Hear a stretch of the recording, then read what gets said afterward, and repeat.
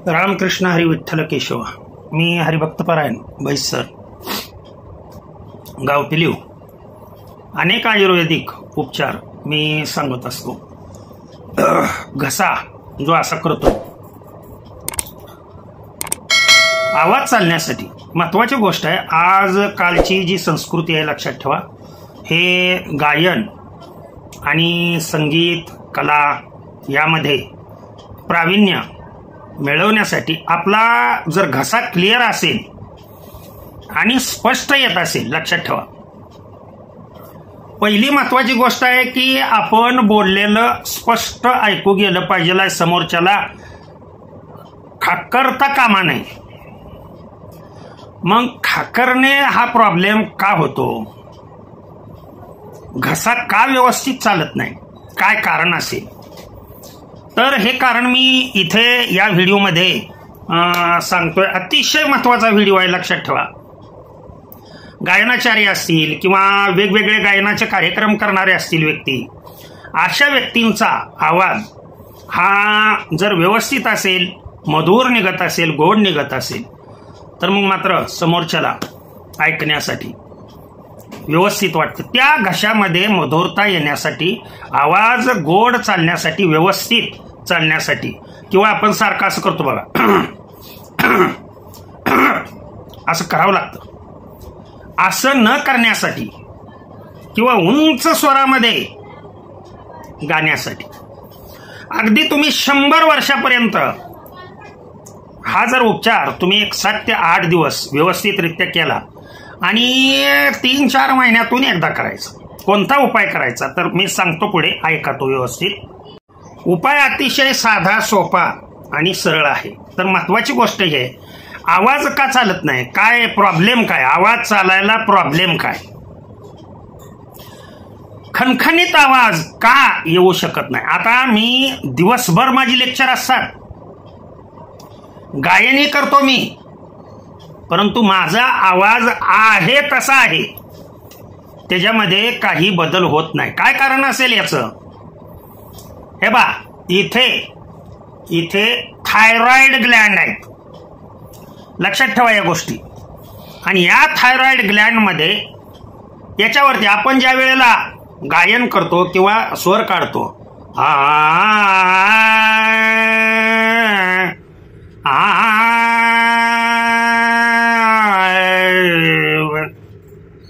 हा स्वर ज्या वेळेला काढणार आहे आपण,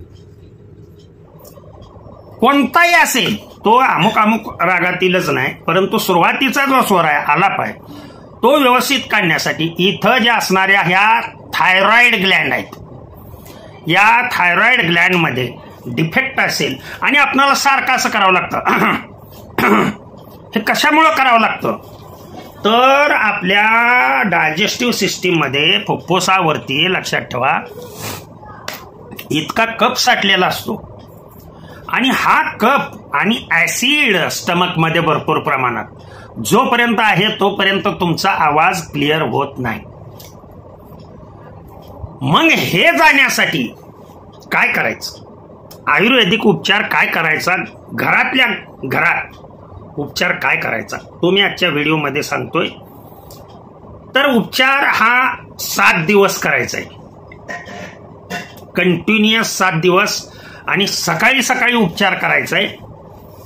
मी सांगतो तो रस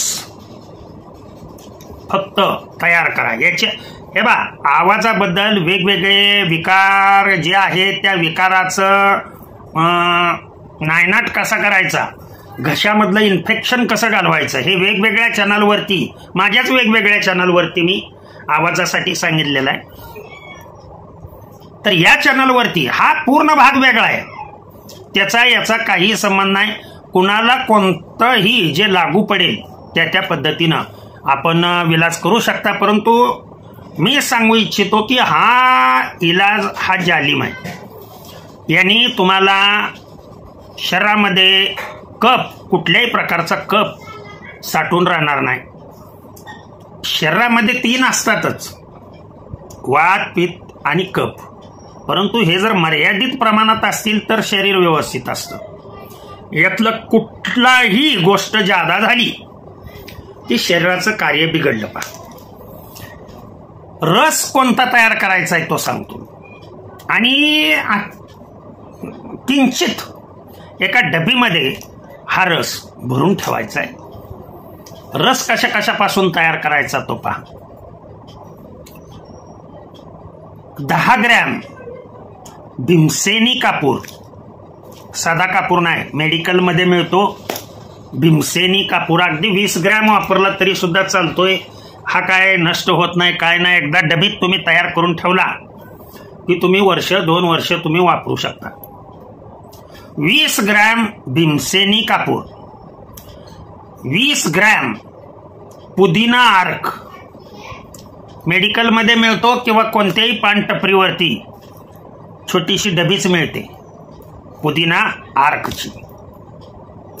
आणि 20 ग्रॅम, लक्षात ठेवा ही गोष्ट, ओवा अर्क. हे 3 अर्क, तिन्हीच्या तिन्ही अर्क मेडिकलमध्ये, आयुर्वेदिक मेडिकलमध्ये किंवा कोणत्याही मेडिकलमध्ये मला हे आणून द्या म्हटलं की देते. हे तिन्हीच्या तिन्ही अर्क काय करायचं, एक डबी घ्यायची आणि त्या डबीमध्ये हे 20 ग्रॅम, काचेची डबी असावी किंवा प्लॅस्टिकची असली तरी सुद्धा चालते. आता मी चुन्याची डबी वगैरे ह्याच्यासाठी, म्हणजे मोठी चुन्याची डबी जी असते त्याच्यामध्ये केला तरी सुद्धा चालतोय, नो प्रॉब्लेम. परंतु साधारण काचेची डबी असावी. हे विलास तुम्ही कप झाल्यानंतर, लहान मुलांना कप झाल्यानंतर जरी केला तरी सुद्धा चालू शकतोय. कुठल्याही व्यक्तीला कप झाला असेल तर हा विलास तुम्ही करू शकता. एका डब्बीमध्ये हे 20 ग्रॅम भीमसेनी कापूर, 20 ग्रॅम ओवा अर्क आणि 20 ग्रॅम पुदिना अर्क एकत्रित टाका. ते एका 10 मिनिटात त्याचं पूर्णपणे पाणी होईल, रस तयार होईल. हलवायचा जरा थोडासा, तुम्हाला ते सगळं एकत्रित मिक्स झालेलं दिसेल. तसंच ठेवा कायमस्वरूपी. आता ह्या रसाचा उपयोग कसा करायचा तो मी पुढे सांगतो. नीट लक्ष देऊन ऐका, प्रत्येक गोष्ट नीट लक्ष देऊन ऐकायची. आता 7 दिवस सकाळी आणि 7 दिवस संध्याकाळी. संध्याकाळी झोपताना काय करायचं पहा, कोमट पाणी करायचं 1 ग्लासभर. त्या कोमट पाण्यामध्ये हे जे आत्ता सांगितलेला रस आहे त्या रसामध्ये फक्त बोट बुडवायचं, फक्त बोट बुडवा. लक्षात आलं का तुमच्या? 1 बोट बुडवायचं त्याच्यामध्ये आणि ते बुडवलेलं बोट त्या कोमट पाण्यामध्ये, ग्लासभर कोमट पाण्यामध्ये चांगलं असं ढवळायचं. तेच बोट बरं का, जे बोट तुम्ही त्या रसामध्ये बुडवलेलं आहे ते बोट फक्त इकडं त्या पाण्यामध्ये बुडवायचं.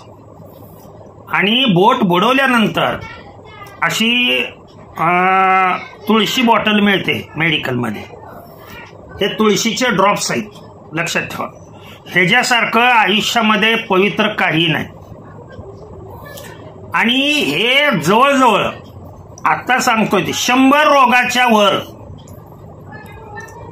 पेक्षा जास्त रोग होऊ देत नाही हा सांगितलेला रस आणि हा तुळशीचा ड्रॉप. फक्त त्या कोमट पाण्यामध्ये 1च तुळशीचा ड्रॉप टाकायचा. लक्षात आलं असेल तुमच्या मी काय काय सांगतोय ते. म्हणजे त्याच्यामध्ये फक्त बोट बुडवायचंय आणि ते बुडवलेलं बोट फक्त त्या कोमट पाण्यामध्ये असं 2-3दा असं हे करायचं की जेणेकरून तुमच्या हाताला लागलेला जो अर्क आहे तेवढाच अर्क फक्त त्या पाण्यामध्ये जाईल. आणि हा तुळशीचा फक्त 1 किंवा 2 थेंब टाकायचे. आणि ते पाणी सकाळी सकाळी तुम्ही तोंड धुतलं, स्नान केलं की तुम्ही काय खायच्या आत हे कोमट पाणी अगोदर प्यायचं.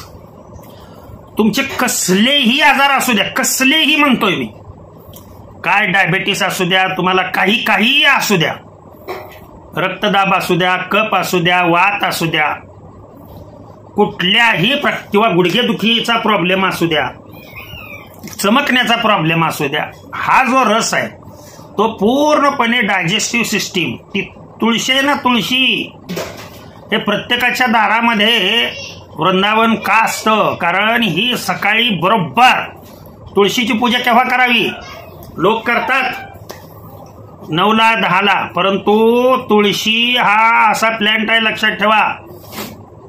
सकाळी सकाळी दिवस उगवायच्या आतमध्ये त्या वेळेला बरोबर त्या तुळशीमधून ऑक्सिजन वायू, आता वनस्पती सर्व CO2 घेतात आणि O2 म्हणजे ऑक्सिजन वायू बाहेर टाकतात, परंतु त्या कालावधीमध्ये लक्षात ठेवा पहाटे 4च्या पुढे, ज्याला आपण परमार्थामध्ये ब्राह्म मुहूर्त म्हणतो, त्या मुहूर्तावरती तुळशी सकाळी दिवस उगवेपर्यंत ओझोन वायू बाहेर टाकत असते, की जो ओझोन वायू थोडासा जरी आपण होंगला गेला तर दिवसभर आपण फ्रेश राहतो. लक्षात ठेवा या गोष्टी. हे विज्ञान सांगतोय तुम्हाला. ज्ञान आणि विज्ञान यांची सांगड असते माझ्या व्हिडिओमध्ये. मी फक्त परमार्थच सांगत नाही, त्याला विज्ञानाचा सपोर्ट कसा आहे. म्हणून आमच्या माऊलीनी काय संतांनी तुळस धारण करा, तुळशीचं एक पान दररोज खा. कशासाठी सांगितले? कोणत्याही प्रकारचा आजार यांनी होत नाहीये. सकाळी आणि सायंकाळी जेवण करून झोपताना हे 1 ग्लास पाणी पिऊनच झोपायचं, लक्षात ठेवा. आणि सायंकाळी आणि सकाळी दोन्ही वेळेला 7 दिवस करायचा. आणि ज्या ज्या वेळेला तुमचं गायन आहे, लक्षात ठेवा, ही फार महत्वाची गोष्ट आहे. ज्या ज्या वेळेला तुम्ही गायन करताय त्या त्या वेळेला कोणती वस्तू तुमच्या तोंडामध्ये पाहिजे हे फार महत्वाची गोष्ट आहे. म्हणून व्हिडिओ शेवटपर्यंत पाहत जावा. आणि आवडला व्हिडिओ तर लाईक सबस्क्राईब आवर्जून करत जावा. आवडला तर तुमचा फायदा होत असेल व्हिडिओ मधून तर सबस्क्राईब करा, अन्यथा सबस्क्राईब करू नका. स्पष्ट बोलणारी व्यक्ती आहे. गायन करताना फक्त किंचितभर अगदी छोटासा मिठाचा खडा आहे बघा माझ्या दाढेमध्ये, लक्षात आलं का तुमच्या? या बाजूला मी धरलेला आहे की ज्याचं पाणी सदैव मीठ म्हणजे मिठामध्ये असतं आयोडीन. लक्षात आलं का तुमच्या? I3 आणि I4 हे ट्रायआयडो आणि टेट्राआयडो यांची या थायरॉइड ग्लँडसाठी अतिशय गरज असते. आणि ही गरज पूर्ण करण्यासाठी हे सांगितलेला पदार्थ किंचित फक्त थोडासा छोटासा, जसा खडीसाखरेचा खडा असतो तशा पद्धतीनं छोटासा हा खडा कुठे धरायचा? तोंडामध्ये. कुठल्याही दाढेमध्ये धरा, इकडे धरा किंवा इकडे धरा. आणि निघल तेवढा रस थोडा थोडा थोडा आतमध्ये गिळत राहायचं गायन करताना. म्हणजे असा माझा जसा स्पष्ट आवाज आहे असा स्पष्ट आवाज तुमचा समोरच्या व्यक्तीला गायन करत असताना, तुम्ही गायन करत असताना तुम्ही काय बोलताय काय नाही. काही जण नाकातल्या नाकात गाते, काय गातोय हे सुद्धा कळत नाही. आलं का लक्षात? त्याच्यामुळं हा उपाय तुम्ही जालिम उपाय आहे, हा कोणच तुम्हाला सांगू शकत नाही. फक्त भगवंताच्या कृपेने, माऊलींच्या कृपेने मी माझ्या परमार्थामधील व्यक्तींना आणि गायन ची सेवा करणाऱ्या व्यक्तींना फायदा व्हावा याच्यासाठी सांगितलं. ज्यांना आवडेल त्यांनी आवर्जून हा उपाय करावा. झालेली सेवा भगवंताच्या चरणी अर्पण करतो आणि सेवेला पूर्ण विराम देतो. पुंडलिक वरदा हरी विठ्ठल श्री ज्ञानदेव तुकाराम. विठ्ठल विठ्ठल विठ्ठल विठ्ठल विठ्ठल विठ्ठल विठ्ठल.